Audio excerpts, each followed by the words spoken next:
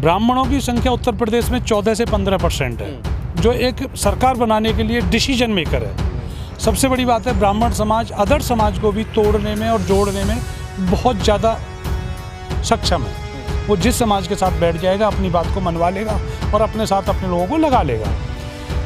इस बार ब्राह्मण समाज का जितना नुकसान भारतीय जनता पार्टी में योगी बाबा जी की सरकार में हुआ है, पिछली किसी सरकार में नहीं हुआ।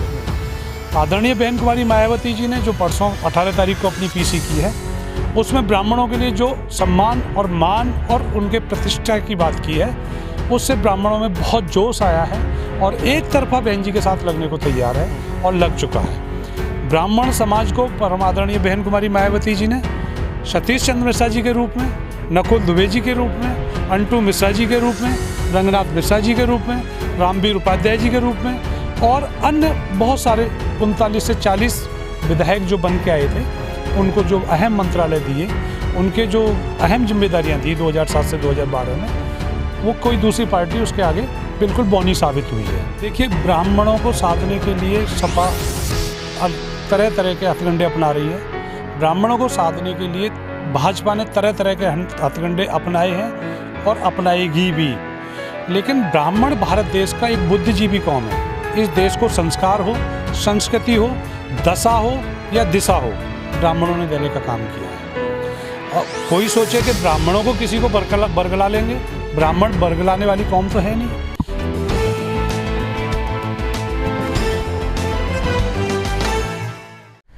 नमस्कार, मैं तेजिंदर और आप देख रहे हैं नेशन टाइम। उत्तर प्रदेश की राजनीति में एक बार फिर भूचाल आ गया है। आगामी 2022 विधानसभा चुनाव को लेकर जिस तरह से कयास लगाए जा रहे थे, अब माहौल बिल्कुल उलट हो गया है। इस बार बारी थी बीएसपी सुप्रीमो मायावती की। उन्होंने इस तरह का एक मास्टर स्ट्रोक खेला है, जिसके बाद जाहिर तौर पर जो विपक्षी खेमा है उसके हवाई हो गए हैं, उसके होश पाख्ता हो गए हैं। क्योंकि ब्राह्मण महासभा, ब्राह्मण जो सम्मेलन है वो करने की बात की गई है मायावती के द्वारा और उसकी शुरुआत जो है वो अयोध्या से की गई है। लेकिन ये कदम जो राजनीतिक पंडित हैं उनके लिए किस तरह का एक सवाल खड़ा कर रहा है और जो उनके होश हैं वो पाख्ता हो गए हैं इस कदम के बाद बीएसपी प्रमुख मायावती के। मेरे साथ कुछ ब्राह्मण समाज के नेता हैं, हम उनसे बात करेंगे कि ये जो कदम उठाया जाएगा बीएसपी के द्वारा, उसको लेकर कितना पॉजिटिव रिजल्ट आने की उम्मीद जताई जा रही है। क्या नाम है सर? पहले तो आप इधर आ जाइए जी। मैं पंडित विनोद भारद्वाज जी, गौतम बुद्ध नगर से हूँ। पिछले काफ़ी दिनों से सक्रिय राजनीति भी कर रहा हूँ जी। और अपने ब्राह्मण समाज के कई संगठनों से जुड़ा हूँ। मेरे संपर्क में करीब 142 से 43 संगठन हैं जो अलग अलग नाम से छोटे छोटे ब्राह्मण समाज के उत्थान के लिए, ब्राह्मण समाज की बातों को रखने के लिए अपने क्षेत्र में, अपने समाज में, अपने मोहल्ले में, अपने ज़िले में, अपने प्रदेश में काम कर रहे हैं जी।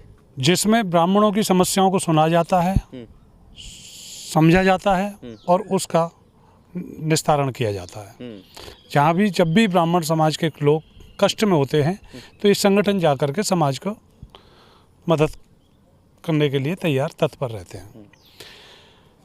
पिछले 1947 से लेकर जब से देश आज़ाद हुआ है, उत्तर प्रदेश में ब्राह्मणों की जो भूमिका रही है, राजनीतिक भूमिका, ब्राह्मण समाज हमेशा से राजनीति की ड्राइविंग सीट पर रहा है। ब्राह्मण समाज से उत्तर प्रदेश के 6-6, 7-7 बार मुख्यमंत्री बने हैं। लेकिन पिछले कुछ दशकों से राजनीति में कुछ फेरबदल हुए।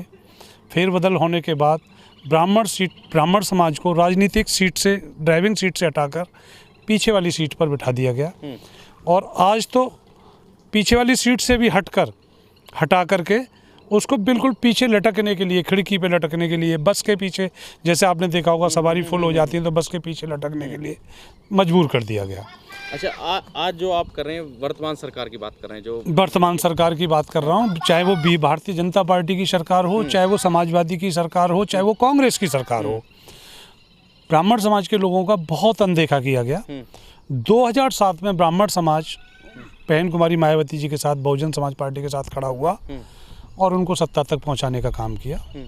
2012 में वही ब्राह्मण बसपा से नाराज होकर सपा के साथ चला गया और माननीय अखिलेश यादव को मुख्यमंत्री बनाने का काम किया। 2017 में वही ब्राह्मण समाज भाजपा के साथ बाबा योगी जी की और मोदी जी की बातों में आकर बहक गया, भटक गया और भाजपा के साथ चला गया। ब्राह्मणों की संख्या उत्तर प्रदेश में 14 से 15% है, जो एक सरकार बनाने के लिए डिसीजन मेकर है। सबसे बड़ी बात है, ब्राह्मण समाज अदर समाज को भी तोड़ने में और जोड़ने में बहुत ज़्यादा सक्षम है। वो जिस समाज के साथ बैठ जाएगा अपनी बात को मनवा लेगा और अपने साथ अपने लोगों को लगा लेगा। इस बार ब्राह्मण समाज का जितना नुकसान भारतीय जनता पार्टी में योगी बाबा जी की सरकार में हुआ है, पिछली किसी सरकार में नहीं हुआ। इस टाइम ब्राह्मण बिल्कुल भूखा बैठा हुआ था, निराश बैठा हुआ था अपने घरों में और वो देख रहा था कि हम जाएं तो जाएं कहाँ। आदरणीय बहन कुमारी मायावती जी ने जो परसों 18 तारीख को अपनी पीसी की है, उसमें ब्राह्मणों के लिए जो सम्मान और मान और उनके प्रतिष्ठा की बात की है, उससे ब्राह्मणों में बहुत जोश आया है और एक तरफा बहन जी के साथ लगने को तैयार है और लग चुका है। ब्राह्मण समाज को परम आदरणीय बहन कुमारी मायावती जी ने सतीश चंद्र मिश्रा जी के रूप में, नकुल दुबे जी के रूप में, अंटू मिश्रा जी के रूप में, रंगनाथ मिश्रा जी के रूप में, रामवीर उपाध्याय जी के रूप में और अन्य बहुत सारे 39 से 40 विधायक जो बन के आए थे, उनको जो अहम मंत्रालय दिए, उनके जो अहम जिम्मेदारियां दी 2007 से 2012 में, वो कोई दूसरी पार्टी उसके आगे बिल्कुल बौनी साबित हुई है।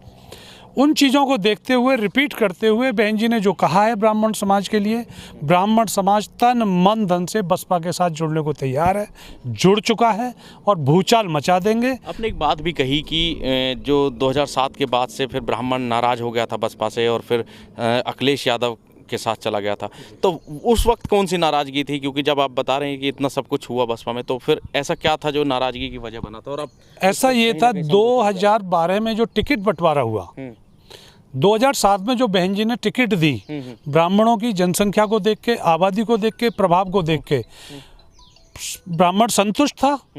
संतुष्ट होने के नाते लड़ाया, बहन जी को जिताया और सरकार बहुमत की सरकार दी। लेकिन वही जो 2012 में टिकट बंटवारा हुआ नसीमुद्दीन सिद्दीकी के द्वारा, वो ब्राह्मणों की टिकट काटी गई, अदर समाज को टिकट दी गई, तो ब्राह्मण नाराज हुआ ना, और कोई विशेष कारण नहीं था। ना ब्राह्मण का अपमान हुआ, ना ऐसा हुआ कि ब्राह्मण के काम नहीं हुए, ना ऐसा हुआ। टिकट के बंटवारे को लेकर ब्राह्मणों की टिकट कम जो करी गई, उससे ब्राह्मण थोड़ा सा नाराज हुआ और अखिलेश की तरफ उसने देखा कि शायद युवा है, कुछ करेगा, नया कुछ करेगा, लेकिन वो जीरो साबित हो गए। उसको जीरो साबित हो गए, उन्होंने और ज़्यादा नुकसान कर दिया। फिर इन्होंने सोचा कि शायद ये मंदिर की बात कर रहे हैं, ये हिंदुत्व की बात कर रहे हैं, और वो सब आपको पता है झूठे बातें निकले, जुमले निकले। आज कुछ भी नहीं है ब्राह्मण के पास, हाथ खाली है। तो आज दोबारा से ब्राह्मण पहले से बहन जी की तरफ देख रहा था कि बहन जी शायद हमें कुछ सहारा देंगी, आशा देंगी, और हमें अगर बहन जी का दिशा निर्देश मिलेंगे तो हम बहुजन समाज पार्टी के साथ जुड़ के दोबारा से हम बहन जी को प्रदेश का मुख्यमंत्री देखना चाहते हैं। और 2024 में उत्तर प्रदेश का ब्राह्मण सबसे ज़्यादा प्रधानमंत्री अगर मिले हैं तो उत्तर प्रदेश से मिले हैं देश को। 2024 में बहन जी को हम दिल्ली की गद्दी पर देखना चाहते हैं। ये हमारी और हमारे समाज की और हमारे लोगों की ऐसी सोच हो चुकी है। और बहन जी ने 2007 में जो हमें सम्मान दिया था, वो दोबारा से 18 तारीख की पीसी में ब्राह्मणों को सम्मान वापस मिल चुका है। ब्राह्मण बहन जी के साथ जुट चुका है। अच्छा, राजनीतिक समीकरण कैसे देखते हैं आप? क्योंकि जब आप कह रहे हैं कि ब्राह्मण अगर साथ आएगा तो 4 लोगों को अपने साथ लेकर आता है, और जो समाज अलग, अदर जो समाज है ब्राह्मण समाज से अलग, उसको भी ब्राह्मण अपने साथ लेकर उसी पार्टी में चला जाता है, उसका वोट बैंक पे उसमें तो समीकरण क्या रहेंगे अगर अब इस तरह से होता है? तो जिस तरह से आप बता रहे हैं, समीकरण ये रहेंगे कि देखिए 2007 का चुनाव ले लो, 2012 का चुनाव ले लो, 2017 का चुनाव ले लो, 2019 का चुनाव ले लो, बहुजन समाज पार्टी का वोट परसेंटेज कभी कम नहीं हुआ है और 22 से 24% वोट बहन जी को मिलता है, मिलता रहेगा। जिस पे बहन जी ने दिल पे हाथ रख के कहा है कि मुझे अपने समाज पे गर्व है, मुझे नाज है कि मेरे समाज ने मुझे नहीं छोड़ा है, खिचड़ी चाहे जिसकी भी खाई हो, लेकिन वोट हाथी को ही दिया है। अगर 22% वोट बहन जी का फिक्स है तो 15% वोट ब्राह्मणों का फिक्स है। 15% और 22% 37% होते हैं। 30% वोट 29% वोट हमें अगर मिलता है तो हम सत्ता में आ जाते हैं। जिस भी पार्टी को 29-28% वोट मिल जाता है वो सत्ता की चाबी उसके हाथ में होती है। ब्राह्मण का वोट 50% भी बहन जी के साथ आता है, बहन जी के समाज के साथ मिलता है, सरकार बन गई। कौन रोक रहा है बताइए आप। सतीश चंद्र मिश्रा जी जिस तरह से मीटिंग कर रहे हैं लगातार ब्राह्मण नेताओं से, ब्राह्मण या एक्स एमएलए रहे हों या अब वर्तमान में एमएलए हों, उनसे मीटिंग चल रही है लगातार। मायावती जी जो हैं वो 2 महीने से लखनऊ में हैं और उन तमाम ब्राह्मण नेताओं से बात कर रही हैं। तो लगती है कि जो लॉबी एक अलग थलग पड़ गई थी ब्राह्मणों की, अब वो एक एकजुट हो रही है, क्योंकि नाराज़गी भी थी, बीच में कुछ बातें भी निकल कर आ रही थी। और इधर जो और भी दल हैं, समाजवादी कह लीजिए या बीजेपी, वो भी ब्राह्मणों को साधने की पूरी कोशिश में जुटे हुए हैं। देखिए, ब्राह्मणों को साधने के लिए सपा तरह तरह के हथकंडे अपना रही है। ब्राह्मणों को साधने के लिए भाजपा ने तरह तरह के हथकंडे अपनाए हैं और अपनाएगी भी। लेकिन ब्राह्मण भारत देश का एक बुद्धिजीवी कौम है। इस देश को संस्कार हो, संस्कृति हो, दशा हो या दिशा हो, ब्राह्मणों ने देने का काम किया है। और कोई सोचे कि ब्राह्मणों को किसी को बरगला लेंगे, ब्राह्मण बरगलाने वाली कौम तो है नहीं। सतीश चंद्र मिश्रा जी जो मेहनत कर रहे हैं, उनकी मेहनत रंग लाएगी। 2007 के तर्ज पर जैसे मिश्रा जी ने ब्राह्मण सम्मेलन करने चालू किए हैं, आपको मैं बता दूं कि मिश्रा जी को जिस सम्मेलन में उम्मीद होती है कि 2000 लोग इकट्ठे करो, वहाँ 5000 लोग इकट्ठे होते हैं। जिस सम्मेलन में 200 लोगों की इकट्ठे करने की बात होती है, वहाँ 4000 लोग इकट्ठे होते हैं। तो बड़ी संख्या में लोग मिश्रा जी के साथ जुड़ रहे हैं। लोगों को मिश्रा जी समझाने में भी सक्षम हैं, पढ़े लिखे हैं, राज्यसभा भी रहे हैं, एडवोकेट भी रहे हैं, उनके फैमिली में पूरे जस्टिस लॉ भी रही है, जो अहम निर्णय लिए हैं उन्होंने। तो मिश्रा जी बहुत सक्षम है और मिश्रा जी के नेतृत्व में जो काम चल रहा है, बहुजन समाज पार्टी को सत्ता में आने से 2022 में कोई रोक नहीं पाएगा। ये लहर बन के आएगी, सुनामी बन के आएगी, इसमें कोई शक नहीं है और कोई संदेह नहीं है। अच्छा, अभी अगर हम बात करें सम्मेलनों की, जो ब्राह्मण सम्मेलन शुरू किए जाएंगे, उसकी रूपरेखा कैसी रहेगी और क्या आपके लिए भी कोई ऊपर से गाइडलाइंस आई हैं कुछ पार्टी लेवल? देखिए, पार्टी लेवल से अभी मेरे पास कोई गाइडलाइन नहीं है क्लियरली, मगर मिश्रा जी के निर्देश जरूर आ गए हैं उनके लोगों के साथ जो उनकी टीम में रहते हैं कि विनोद भाई, आप पश्चिमी उत्तर प्रदेश के ब्राह्मणों को जोड़िए, जोड़ने के बाद सम्मेलन कराइए और मिश्रा जी का मीटिंग कराइए। 18 तारीख से, आज मुझे लगता है 20 तारीख है, 18 तारीख को बहन जी ने माननीय मिश्रा जी को कमान दी है, आदेश दिया है और 23 तारीख को उनकी पहला ब्राह्मण सम्मेलन अयोध्या में होने जा रहा है। तब से लेके अब तक मेरा एक अलीगढ़ क्षेत्र में चंडौस विधानसभा पड़ती है, खैर विधानसभा के अंदर आता है, चंडौस कस्बा है, ब्लॉक है, वहाँ के मुन्ना पंडित जी से बात हुई है, जो वहाँ के बाहुबली और एक अच्छे अपने समाज में नेतृत्व करने वाले लोग हैं। उन्होंने कहा विनोद भाई हमारे यहाँ पे आप मिश्रा जी को लेके आओ। मेरठ से अरुण शर्मा जी का मेरे पास फ़ोन आया है, हापुड़ से महेश चंद्र शर्मा जी का फ़ोन मेरे पास आया है, बुलंदशहर से मेरे पास फ़ोन आ गए 4-5 कि विनोद भाई कब का मिश्रा जी का प्रोग्राम लगाओ। तो मैं 23 तारीख को माननीय मिश्रा जी का प्रोग्राम लगने के बाद 24 को शायद उनसे मुलाकात करके 24 तक मैं इन सभी लोगों से मिल के सम्मेलनों की तैयारी करके मिश्रा जी से डेट लेके इन सब के कामों में जुट जाना है यहाँ पे, और ज़मीनी लेवल पर जुट जाना है और जुटे हुए हैं हम लोग। और मैं ही नहीं, पूरा ब्राह्मण समाज जुटा हुआ है। 2022 में प्रदेश की दशा और दिशा बदलने वाली है। बहुजन समाज पार्टी बहुमत के साथ, प्रचंड बहुमत के साथ, 300+ सीटों के साथ सत्ता में आने वाली है। अच्छा विनोद जी, एक मेरा लास्ट क्वेश्चन है कि जो वर्तमान में सरकार है बीजेपी, वो तो कट्टरवादी हिंदू एजेंडे के साथ सत्ता में आई थी और अभी भी उसी पर काम कर रही है, तो फिर नाराज़गी कहाँ नज़र आ रही है? वजह क्या है जो ब्राह्मण नाराज़ है? क्योंकि ब्राह्मण को ये कहा कि हम हिंदुत्व पर काम कर रहे हैं, तो नाराज़गी कहाँ नज़र आ रही है? वो तो एजेंडे पे है। वो हिंदुत्व के एजेंडे पर है, लेकिन देश सेकुलर से चलता है, संविधान से चलता है, हिंदुत्व से नहीं चलता, तानाशाही से नहीं चलता। पूरे देश को सिर्फ 2 लोग चला रहे हैं, हम 2, हमारे 2। हम 2 हैं, एक शाह है, दूसरा तानाशाह है, एक बानी है, एक दानी है, ठीक है। वो 4 लोग देश को चला रहे हैं और एक शाह हो गया, एक तानाशाह हो गया, एक बादशाह हो गया। उनको विकास से कोई मतलब नहीं, उनको शिक्षा से कोई मतलब नहीं, उनको स्वास्थ्य से कोई मतलब नहीं, उनको सड़कों से कोई मतलब नहीं, उसको बिजली से कोई मतलब नहीं, उनको पानी से कोई मतलब नहीं, उनको रोजगार से कोई मतलब नहीं। तो सिर्फ ऐसे आप धोखा तो दे सकते हैं।